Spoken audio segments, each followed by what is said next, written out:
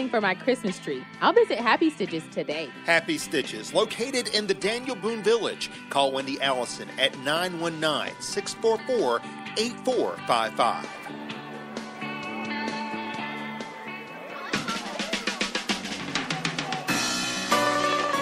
Five-play drive for Northern that consumes 61 yards, and it ends with a touchdown run from Jalen Burton. But it was Dalen Felton who really was the hero there for Northern after the interception. So we're tied up at 7 with 1:40 to go here in the first half. Hunter Malsh, the place kicker, sends away an end-over-end kick. It's going to be stopped shy of the end zone at the 3. This is Beasley, 5, 10, 15. Marvante Beasley with a hold to the 35, over the 40. Look out here. Beasley with one man to beat over the 50. He's to the 40. Beasley to the 30, gets a block. The flag is down. Flag is down as Beasley goes into the end zone. And another flag comes at the end of it. Beasley will score. The flag thrown at the 30 of Northern. It's going to nullify what would have been a 97-yard touchdown return. Will this flag? Not sure if that block was necessary. I believe it was Jordy Farrington who's guilty, and I would call it a personal foul. Not a block in the back. So it's coming back here. Farrington looking disgruntled as he goes off the field. If Jordy just leaves that Northern player alone who was slow in getting up, chances are Beasley takes that to the house for touchdown number 2 of the night for him. Instead, it's going to be 15 yards against the Panthers, and the ball goes back to the Northern 45. But Orange does have great real estate with 1:24 remaining, and they have 2 timeouts. Unfortunately, they have not shown a propensity to throw the ball very well. Jackson Schmid thus far in the game has not completed a pass. Actually, with 1:21 remaining. And the clock now reset to 1:21. So Orange has some time now to get its lead back as we're locked up at 7. Cody Evans to the right and Whitted to the left. Here's Schmid setting up, looks to throw, bumps into his own lineman, throws, and it's incomplete. Schmid looks like he collided with Tyson Walter as he tried to complete his follow-through there. Walter was backed up on that 3-step drop, and the pass incomplete with 1:16 remaining. Last week, Pat Moser talked about how Orange may have to play Peyton Wilson on almost every play in order to get any flow at all established offensively. And Peyton hasn't had to play every play tonight, but he's been in the majority of plays offensively. Cody Evans goes to the right. Kendall Whitted to the left. Right now, it is Wilson losing the football, and it's loose, and Northern's got it. The exchange never got through between Schmid and Wilson, and the fumble recovery is made by Hunter Malsh. Check that, it was 89. It was Philip Foster who got in there. And Orange commits its 3rd turnover of the game. Northern gets it right back at its own 46. With 1:12 remaining. So Northern can still do some damage here. After tying the game on 3 back-to-back-to-back plays, Luke Fenlon throwing to Dalen Felton, who really was not a factor at all last week against 71st. He sprung out of nowhere for 19, 22, and 19-yard catches on 3 consecutive plays to set up that game-tying touchdown. Now Fenlon back to throw, looking for Felton, but instead Fenlon flushed out of the pocket, throws on the run for Felton. It is incomplete. That one was broken up. Milton Purcell came in there along with Keshawn Thompson, and it'll be 2nd down. Fenlon made a wise move in getting rid of that one when he could, as the pass rush clamped down on him from behind. With 1:04 remaining, 7-7 to score. Northern fans wanted pass interference against Orange, but nothing was coming. Oh, there is going to be pass interference called here.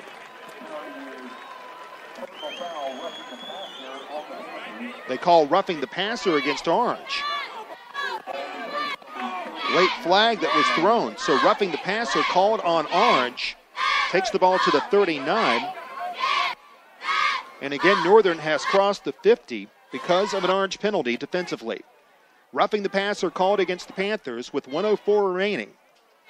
And Northern, unlike last week, showing some aerial ability here. Luke Finland was roughed up on the play as Orange's second 15-yard penalty defensively in the game. Finland, handoff goes up. No, it's going to be an option pitch going outside. Atkins with the corner to the 35. He'll be brought down inbounds at the 32.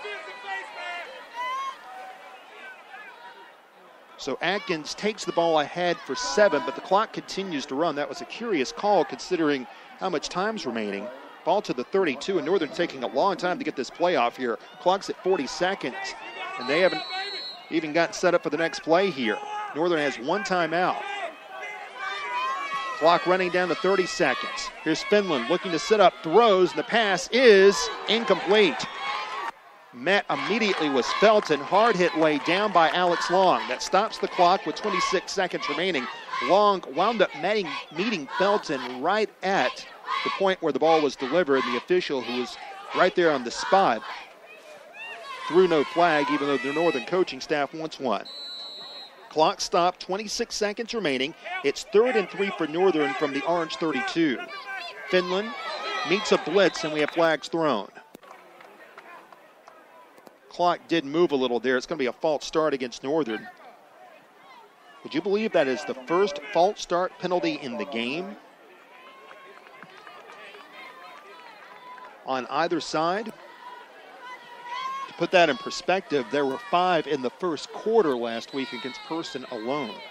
Now it's going to be 3rd and 8 from the 37. Northern going to put in Deshaun Taylor. All 5'7" of him in there as a wide receiver far sideline. Felton in there in a slot with Cade Barnhill on 3rd and 7. 24 seconds remaining. Tie game. Finland meets pressure from the side. Now guns it deep down the field, and the pass is incomplete. Wide open was the aforementioned Deshaun Taylor, but he couldn't quite track it down. He had managed to beat pursuit, but the pass wasn't on target, and now it's 4th down. With 17 seconds remaining, and Northern will go for it. 54-yard field goal here out of the question. So 4th and 8 for the Knights from the Orange 37. Play clock has started. Luke Finland gets the play call from Avarius Graves, the former Hillside offensive coordinator. Finland just walking back. He's only got 10 seconds to get this play off. Finland now behind center. Don't think he realizes how much time is left. 3 seconds remaining. Now he realizes it. Drifts back, and we have flags down. Finland was drifting back before the ball was even snapped. Looks like it's going to be 5 more yards against the Knights here, who have not handled this end-of-half situation very well at all. False start against Northern. That will back them up 5 more yards to the 42, and now Northern is sending on its punt team, which, considering their punt team committed a turnover early in this game that led to Orange's only touchdown, I say that is much more risky punting the ball in this situation than actually going for it, especially with 15 seconds remaining. You're taking a much bigger gamble in the grand scheme of things by punting the ball here, but that's what Northern's going to do. Play clock again winding down to 5. Northern late in getting an 11th player out there. They're going to take another penalty, as they're going to take another delay, as the ball will go back to the 47.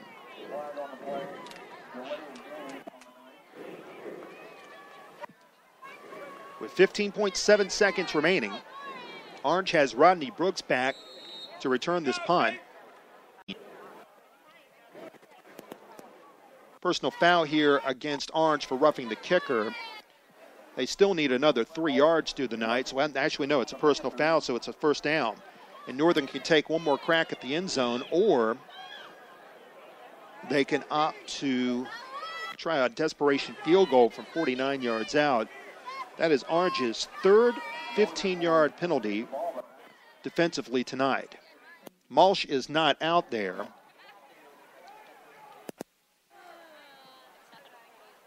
So it looks like that Northern is going to send its offense out here for one more Hail Mary with 2 seconds remaining. Mosh will have Deshaun Atkins out there. Also lining up as wide receivers, Jalen Burton. Inside of him will be Dalen Felton, who's been the most dangerous man of the night, and inside of him will be Cade Barnhill. Should be the final play of the half, barring another penalty. Long count by Felton. Meets pressure right away, runs away from it. Down he goes back at the 43. Excellent timing, and for the third time tonight, a sack by Ryan Sellers. Makes the sack. Ball back at the 43. Loss of 11. And that is the end of a sloppy half of football. The old cliche that a team improves between their first and second games of the season didn't hold true here. Orange didn't show very much from the passing game in the first half, and the Panthers look a little bit dejected as they walk to the north end of the stadium where they will spend this halftime here instead of going to the locker room, as they are tied up with Northern here. 7-7 the score between the Knights and the Panthers, and Northern will start off the second half with the football. Stay with us as you're listening to HillsboroSports.com.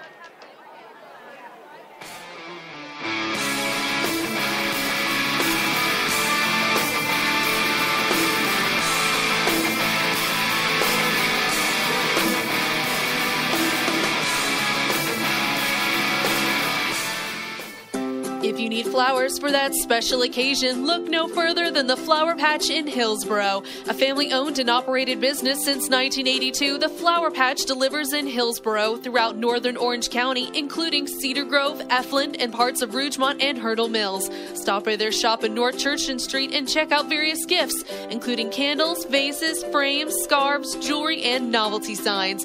Go to flowerpatchhillsboronc.com today for more information. The Flower Patch. Send a little sunshine today.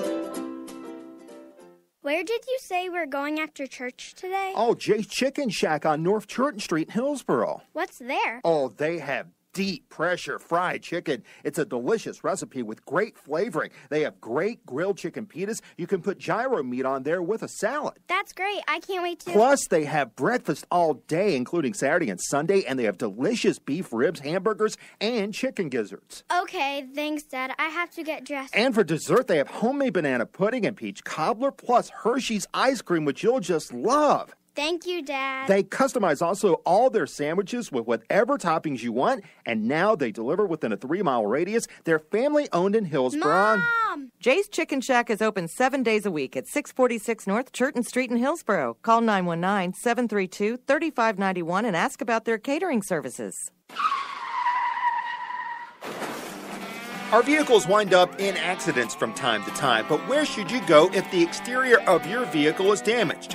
Look no further than the folks over at Cardin's Body and Paint Shop, located at Highway 157 in Caldwell. For over 30 years, William, Greg, John, and Dennis have been taking care of the people in Caldwell and their vehicles whenever they've been caught up in a fender bender.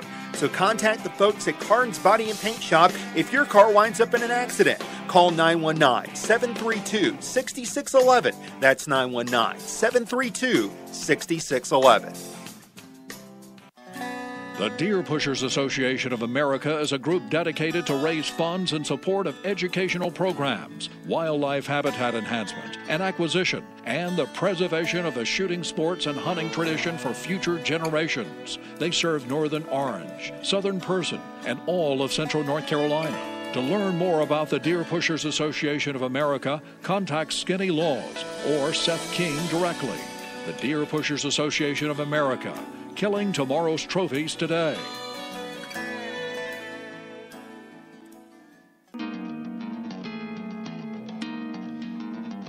Jeff Hamlin back with you at Durham County Stadium.